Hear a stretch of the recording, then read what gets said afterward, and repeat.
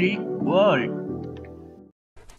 2 months later, and my view of the Razer phone in relation to the many other Android phones on the market hasn't changed much. It's still a relatively chunky Android powerhouse that caters to gamers more than the average Joe.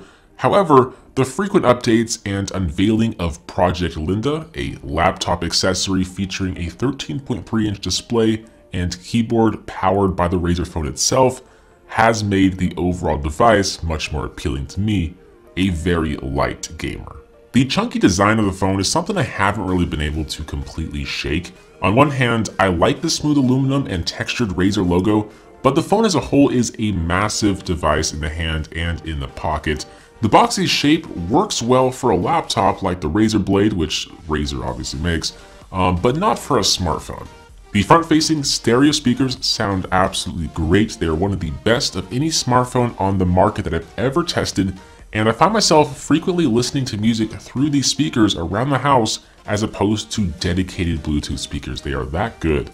And there was a December update that fine-tuned the speakers to improve audio quality as well. Now, the lack of a headphone jack still annoys me a bit. If I were a gamer, I feel like I'd be more frustrated from the lack of a headphone jack than if I weren't. But no matter who you are, it still is annoying to have to use an adapter to listen to headphones or plug your phone into your car stereo. If we switch gears to the display, I will say that I have absolutely fallen in love with the fluidity of the software, largely in part due to the display. The 120Hz display animations are so much smoother on this phone than any other device. Something as simple as scrolling through Reddit looks so buttery smooth, and it's kind of hard to go back to a 60Hz display. The effect does lose its appeal ever so slightly via daily use, but when you switch phones, you really start to appreciate the high refresh rate. I do admire Razer for keeping the software as minimal as possible. It runs a near stock Android skin with Google Now available in the default launcher. The only thing I don't like are the green skinned icons, but hey, those can be easily changed with an icon pack and launcher. The game booster feature in the settings is neat in that it'll let you boost your device's performance by shifting resources around to optimize the operating system.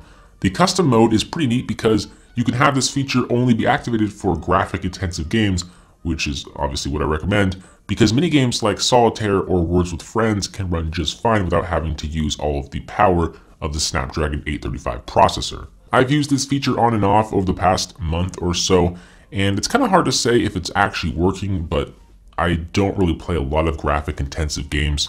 If you're interested, this app is available on the Play Store if you don't have a Razer phone. One of the biggest complaints with this smartphone is camera performance. It quite simply just isn't on par with other flagship phones. This past month though, Razer issued a software update to improve camera performance.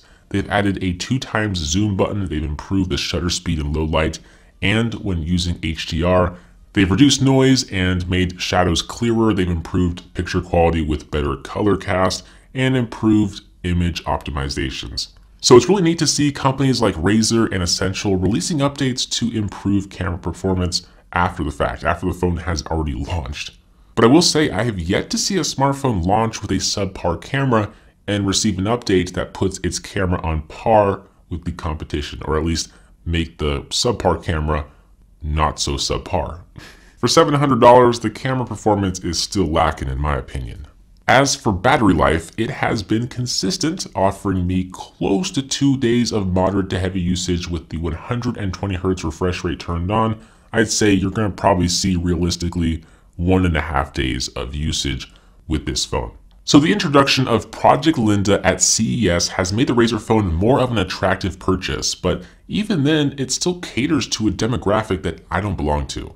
That demographic is gamers. The 120Hz refresh rate, powerful processor, and battery life make this phone an absolute joy to game on, but when we compare it to other $700 flagships, the design and camera just simply fall short. If you bought a Razer phone, I'm curious to hear your thoughts in the comments down below. You've heard mine. As always, I'm BoHD from PhoneDog.com. I hope you enjoyed this video. Thank you for watching, and I will see you right back here in the next one. See ya.